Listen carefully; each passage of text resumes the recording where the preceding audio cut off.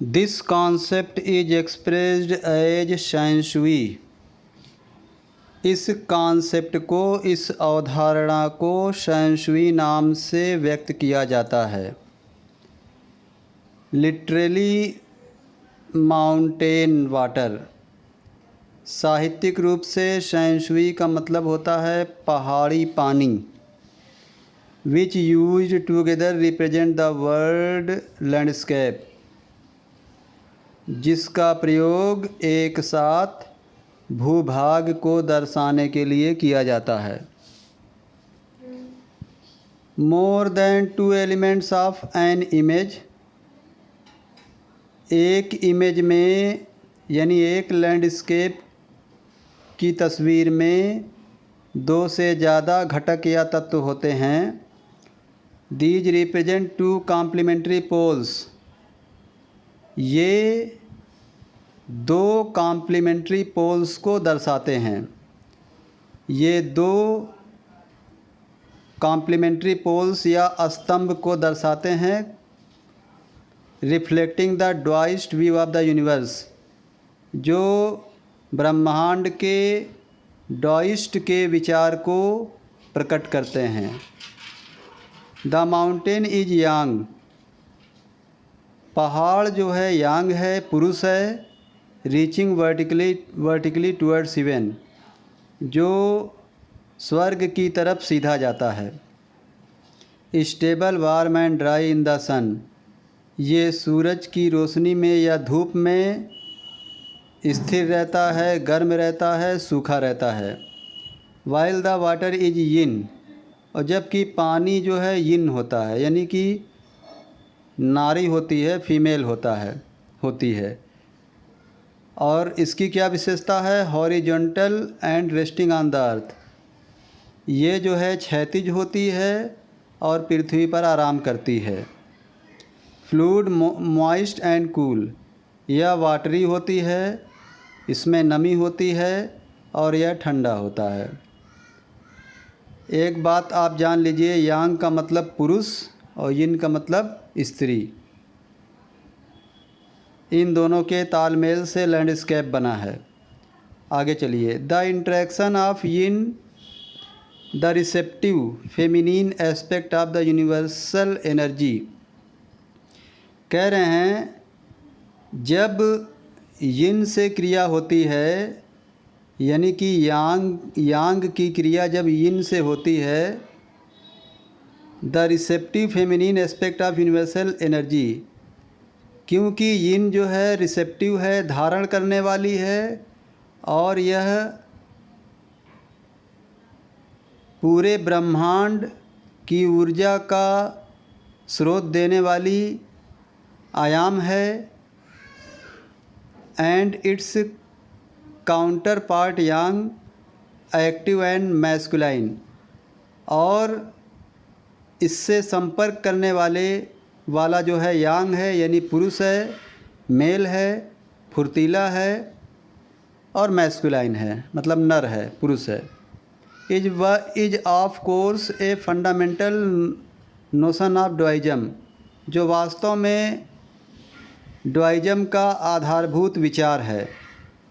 Dualism एक विचारधारा है राइटर की। What is often overlooked is an essential third element, जिसे अक्सर हम लोग देखते हैं जो बहुत ज़रूरी है, वो तीसरा एलिमेंट क्या है? The middle wide. तीसरा एलिमेंट है वाइड। अब मैं आपको यहाँ पे एक बात बताना चाहता हूँ। पहला एलिमेंट है यांग, पुरुष। दूसरा एलिमेंट है यिन, स्त्री। और तीसरा एलिमेंट है बीच वाला void. Where their interaction takes place, जहाँ पर इनका मिलन या परस्पर क्रिया होती है। वाइड का मतलब होता है ब्लैंक प्लेस या खाली जगह। This can be compared with yogis practice of pranayama. हम वाइड शब्द को एक योगी या तपस्वी के प्राणायाम से समझ सकते हैं। ब्रीथ इन, रिटेन, ब्रीथ आउट। जब एक योगी तपस्या करता है तो सांस को अंदर लेता है, उसके बाद सांस को रोके रहता है, फिर सांस को बाहर निकालता है। ये जो सांस को रोके रहता है इसे ही हम वाइड कह सकते हैं। This suspension of breath is the wide. इसी सांस के रोकने को हम वाइड कहते हैं। वेयर मेडिटेशन अकर्स, जहाँ पर ध्यान उत्पन्न होता है, तपस्या उत्पन्न होती है। The middle void is essential. बीच वाला वाइड जो है बहुत ज़रूरी है, या रिक्त स्थान बहुत ज़रूरी है। Nothing can happen without it. इसके बिना कुछ भी नहीं हो सकता। Hence the importance of the white unpainted space in Chinese landscape. और चाइना का जो लैंडस्केप पेंट किया जाता है तो उसमें जो वाइट कलर अनपेंटेड रहता है, जो सफ़ेद रंग का अनपेंटेड होता है, यानी उसे पेंट नहीं किया जाता है, उसे हम वाइट के रूप में जान सकते हैं। This is also where man finds a fundamental role.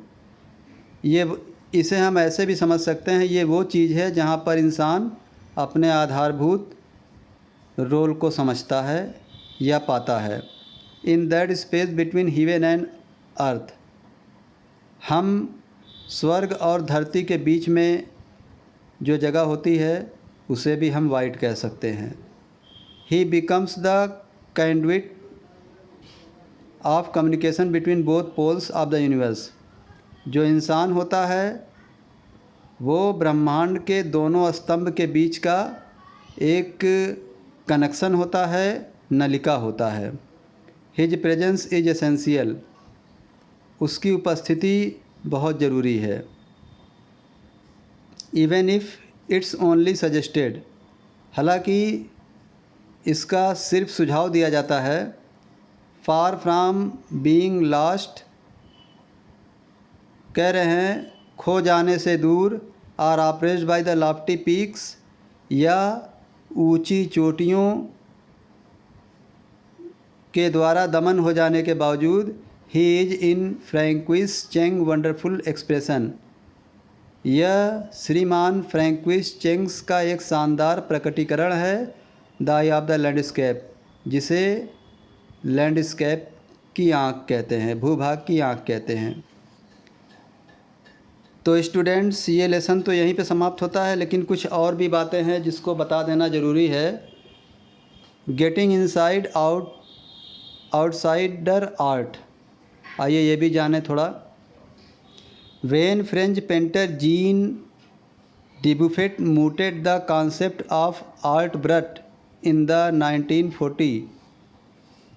कह रहे हैं जब एक फ्रेंच पेंटर जिनका नाम था जीन डिबुफेट, जिन्होंने आर्ट ब्रट के सिद्धांत पर चर्चा किया 1940 में, the art of untrained visionary was of minority interest.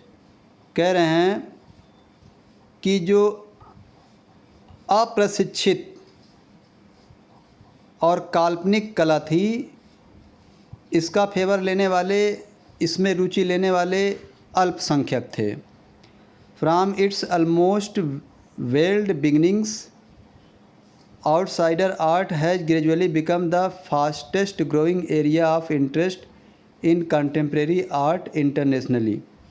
From its almost weld beginnings, कह रहे हैं इसकी लगभग ढकी हुई जो शुरुआत होती है वहाँ से आउटसाइडर आर्ट, वहाँ से बाहरी आर्ट शुरू होती है। Has gradually become the fastest growing area of interest in contemporary art internationally. वह उस समय के या समकालीन जो कला थी, अंतर्राष्ट्रीय समकालीन जो कला थी,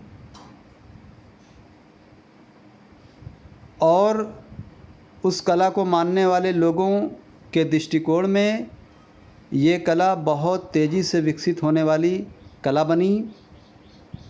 this genre is described as the art of those who have no right to be artist.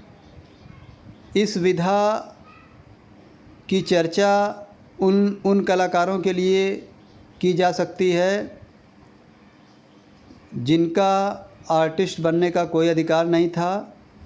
As they have receive no formal training, क्योंकि उन लोगों ने कोई औपचारिक प्रशिक्षण नहीं लिया था। Yet so talent and artistic insight, हालांकि वो टैलेंट दर्शाते थे और कलात्मक अंतरात्मा दिखाते थे। Their works are a stimulating contrast to a lot of mainstream offerings, ऐसे लोगों का जो काम है ये उत्तेजना से भरा हुआ है और मुख्य धारा का जो समर्पण है उस मुख्य धारा से इन लोगों की कला बिल्कुल ही अलग है।